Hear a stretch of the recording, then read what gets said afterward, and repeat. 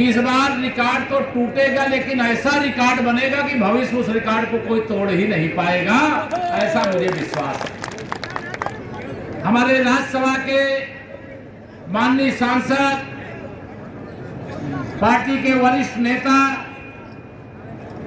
कल से ही आपके यहां पर हैं, उनको बोलना भी था, मैंने कहा आप मत बोलिए, मैं बोलूंगा। श्री बाबूराम निषाद जी, हमारे जिले के सम्मानित अध्यक्ष, संघर्षशील साथी, समर्पित साथी श्री रूपेश गुप्ता जी, विधान परिषद में हमारे सदस्य साथी और युवा मोर्चा के प्रदेश के अध्यक्ष श्री प्रांशुदत्त द्विवेदी जी, हमारे वरिष्ठ विधायक के रूप में जिनके साथ सही अगर पूछो तो राजनीतिक क्षेत्र में मैं पहले तो राष्ट्रीय स्वयंसेवक संघ का स्वयंसेवक, विश्व हिंदू परिषद का संगठन करता, लेकिन राजनीति में मैं किसान मोर्चे से शुरुआत किया था। जब प्रदेश अध्यक्ष थे किसान मोर्चे के माननीय सुशील साक्य जी, उन्होंने अपनी टीम में मुझे प्रदेश का महामंत्री बनाया था। तब से मैं राजनीति के क्षेत्र में आया और 2012 में पहली बार विधायक बनकर के मैं विधानसभा में पहुंचा था। ऐसे हमारे आदरणीय सुशील साक्य जी, हमारी सम्मानित विधायक आदरणीय डॉक्टर सुरभि गंगवार जी, हमारे जिले के प्रभारी आदरणीय शिव महेश दुबे जी, हमारे बहुत ही आत्मविश्वास से भरे हुए और सेना में जो मेजर सुनील दत्त जी के नाते जाने जाते हैं, उन्होंने कहा 1,51,000, ये बहुत बड़ा संकल्प है। हर विधानसभा से 1 लाख पार करके चलेंगे तो 5 लाख पार हो जाएगा। ऐसे हमारे सुनील दत्त द्विवेदी जी, हमारे अलीगंज या बजरंगबलीगंज क्या कहूं मैं, से वहां के हमारे विधायक आदरणीय श्री नागेंद्र सिंह राठौर जी, वो हमारे सत्यपाल सिंह जी, और हमारे सम्मानित विधायक और बहुत संघर्षशील साथी श्री नागेंद्र सिंह राठौर जी, हमारे लोकसभा के प्रभारी अजय धाकरे जी, संयोजक श्री दिनेश कटियार जी, पूर्व अध्यक्ष एटा हमारे जयप्रकाश पांडे जी, पूर्व मंत्री श्रीमान नरेंद्र सिंह यादव जी, हमारे पूर्व विधायक श्री अमर सिंह खटीक जी, श्री कुलदीप गंगवार जी, श्री अरविंद प्रताप सिंह जी, श्री मनोज अग्रवाल जी, और लोकसभा के सह प्रभारी सर्वेश कठेरिया जी, पूर्व जिला अध्यक्ष भूदेव राजपूत जी और सतपाल सिंह जी, हमारी बहुत वरिष्ठ नेता आदरणीय डॉक्टर रजनी सरीन जी, हमारी सम्मानित विस्तारक योजना जो देख रही हैं बहन मिथिलेश अग्रवाल जी, महामंत्रीगण श्री DS राठौर जी, सुनील रावत जी, हिमांशु गुप्ता जी, फतेहचंद वर्मा जी, आशीष राजपूत जी, हमारे विधानसभाओं के प्रभारी और संयोजक गण क्रमशः श्री सुशील कटियार जी, जय गंगवार जी, विनय वर्मा जी, विजय गुप्ता जी, योगेंद्र भदौरिया जी, आदित्य मिश्रा जी, कृपा नारायण तिवारी जी, राम प्रकाश सिंह राठौर जी, सुबोध यादव जी, आमोद आर्य जी, नाम बहुत हैं।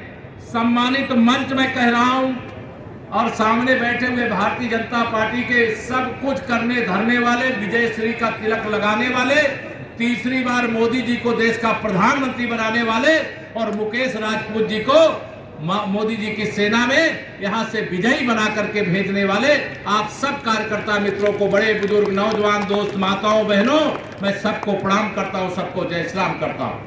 मेरे पत्रकार मित्रों, आज का यह दिन ऐतिहासिक दिन है। आज नामांकन, 13 मई को मतदान है। गर्मी तो बहुत है, लेकिन इस गर्मी में विपक्ष ठंडा पड़ गया। बताइए सही है कि नहीं? दोनों हाथ में बताइए सही है कि नहीं सही है? कोई विपक्ष वाला प्रचार करता हुआ दिखाई दे रहा है क्या कहीं?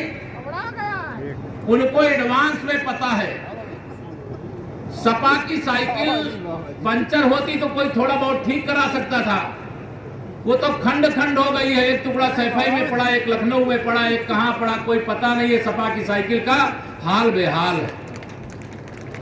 2024 का यह लोकसभा चुनाव ऐतिहासिक चुनाव, ये 2024 के लोकसभा चुनाव में तीसरी बार मोदी सरकार का मतलब हमारा देश 100 साल आगे बढ़ेगा, हमारा प्रदेश 100 साल आगे बढ़ेगा, हमारा फर्रुखाबाद भी 100 साल आगे बढ़ेगा। इस विश्वास के साथ आज से मई तक अपने अपने कार्य क्षेत्र के आप ही प्रधानमंत्री नरेंद्र मोदी जी हो, आप ही अपने अपने क्षेत्र के मुख्यमंत्री योगी आदित्यनाथ जी हो, आप ही अपने अपने क्षेत्र के उप मुख्यमंत्री केशव प्रसाद मौर्य हो, आप ही अपने अपने क्षेत्र के जो मंच पे नेतृत्व करता है वह सब कुछ आप हो। आज से आपके कंधे पर यह जिम्मेदारी दे रहा हूं कि यह देखना मत कि मुकेश जी पहुंचे हैं कि नहीं पहुंचे हैं, यह देखना कि मेरे बूथ की ईवीएम मशीन में जितना वोट पिछली बार मिला था उसमें 370 वोट प्लस हुआ है कि नहीं प्लस हुआ है, क्योंकि 370 अगर मोदी जी ने हटाया है तो हमारा आपका दायित्व है कि हर बूथ पर जितना वोट पिछली बार मिला था उसमें 370 वोट और बढ़ा दें। बढ़ा सकते हो? बढ़ा सकते हो? दोनों हाथ उठा बताओ, जो बढ़ा सकते हैं हाथ उठा बताओ।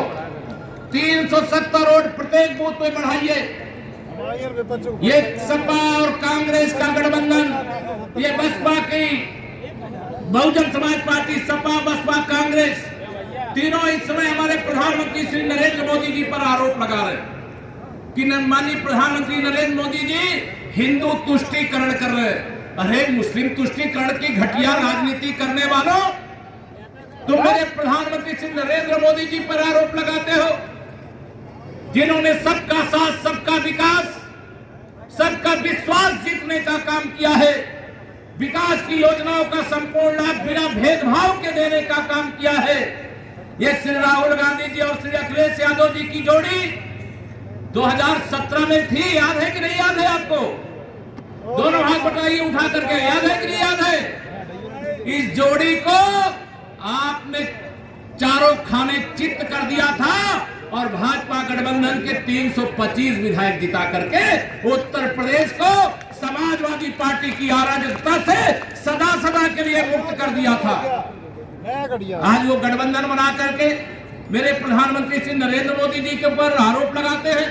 बताओ श्री राहुल गांधी जी, जब मनमोहन सिंह जी के नेतृत्व में सरकार थी, जब आप सुपर पीएम थे, आपकी मम्मी सुपर पीएम थी, आपकी बहन सुपर पीएम थी, उस समय मनमोहन सिंह जी ने कहा था देश के सारे संसाधनों पर पहला हक मुसलमानों का है।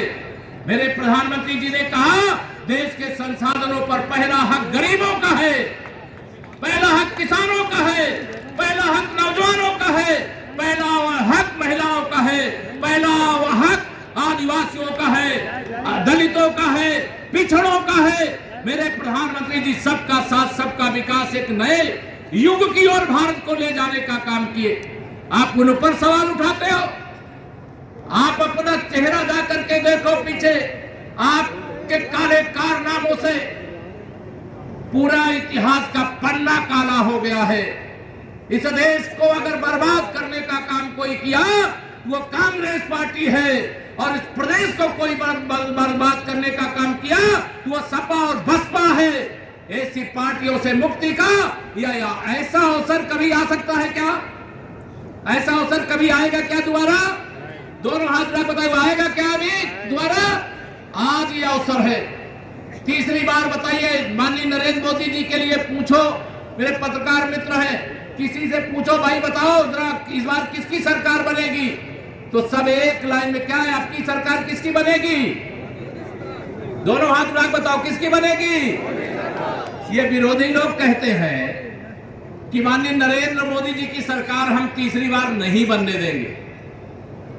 अरे विरोधियों, तुम्हारी औकात ही नहीं है कि माननीय नरेंद्र मोदी जी को तीसरी बार सरकार बनाने से रोक पाओ। अगर देश की जनता मोदी जी के साथ है तो यह भ्रष्टाचार के दलदल में डूबे हुए नेता मेरे मोदी जी को तीसरी बार प्रधानमंत्री बनने से रोक पाएंगे? रोक पाएंगे? दोनों हाथ में बताओ, रोक पाएंगे? मोदी जी अपने लिए करते कि देश के लिए करते हैं? मोदी जी गरीबों के लिए, किसानों के लिए, नौजवानों के लिए, महिलाओं के लिए अच्छा काम किया है कि नहीं किया है? आप सब फर्रुखाबाद के लोगों, अभी मेरे मुकेश राजपूत जी पूरा गिना रहे थे कि हमने क्या किया है। मैं आपको बताना चाहता हूं मुकेश राजपूत जी की ओर से, अभी जो आपने देखा है ना वो तो झांकी है, पूरी पिक्चर बाकी है। 4 जून को 4 बजे 400 पार फिर एक बार प्रचंड बहुमत से मोदी सरकार, और मोदी सरकार बनने के बाद विकास की गंगा यानी विकसित भारत, विकसित उत्तर प्रदेश, विकसित फर्रुखाबाद बनेगा। यह धरती किसकी है? यहां पर हम जिस रूप में देखेंगे तो प्राचीन महाभारत काल का पांचाल राज्य की राजधानी हुआ करता था फर्रुखाबाद। भगवान तथागत बुद्ध इसी धरती पर उतरे थे। यह नीम करौली बाबा की जन्मस्थली है। फर्रुखाबाद को किसी भी क्षेत्र में पीछे नहीं रह जाने देंगे, ये आपको विश्वास दिला करके जा रहा हूं। मेरे सभी सम्मानित विधायक मंच पर बैठे हैं। लखनऊ का खजाना और दिल्ली का खजाना दोनों फर्रुखाबाद के लिए खुलेगा, कोई कमी नहीं होने दी जाएगी। जब इस देश के गरीबों का भला होने लगा तो जिन लोगों ने 60 साल देश में शासन किया वो कह रहे हैं हम जाति जनगणना करा करके समाज का एक्सरे कराएंगे। अरे श्री राहुल गांधी जी, श्री अखिलेश यादव जी, तुम एक्सरे में अटके पड़े हो। माननीय नरेंद्र मोदी जी ने पूरे हिंदुस्तान का MRI करा करके रिपोर्ट तैयार करके रखी हुई है। आप माननीय मोदी जी के अगर 10% भी सत्ता में रहते हुए सोचे होते तो आज आपकी ये दुर्दशा नहीं होती। आज आप 40 सांसद जिता पाओगे कि नहीं जिता पाओगे श्री राहुल गांधी जी, पूरे देश से इसकी गारंटी नहीं है। और श्री अखिलेश यादव जी मैदान छोड़ करके भाग गए। कन्नौज का सर्वे कराया, कराने के बाद उनको पता चला कि यहां तो साइकिल जीत ही नहीं सकती। तो पहले कह रहे थे कन्नौज से लड़ेंगे लड़ेंगे लड़ेंगे, लेकिन अब अपने वहां कोई भाई भतीजे किसी को लड़ा दिया। भाषण क्या देते हैं? पीडीए। और इनके परिवार से कितने लोग कितनी सीटें लड़ रहे हैं? कन्नौज लड़ रहे हैं, फिरोजाबाद लड़ रहे हैं, बदायूं लड़ रहे हैं, मैनपुरी लड़ रहे हैं, आजमगढ़ लड़ रहे हैं। एक परिवार के 5 सदस्यों को आपने लोकसभा का टिकट दिया है श्री अखिलेश यादव जी, और आप पीडीए की बात करते हो। आपका पीडीए परिवार डेवलपमेंट अथॉरिटी के अलावा कुछ नहीं है। धोखा देने की कोशिश मत करो। आपकी धोखेबाजी को, आपकी सरकार के समय की गुंडागर्दी को कोई भूला है क्या? जब उत्तर प्रदेश में सपा की सरकार थी, सपा के गुंडे नारे लगाते थे। सपा का नारा खाली प्लाट हमारा रहता था कि नहीं रहता था?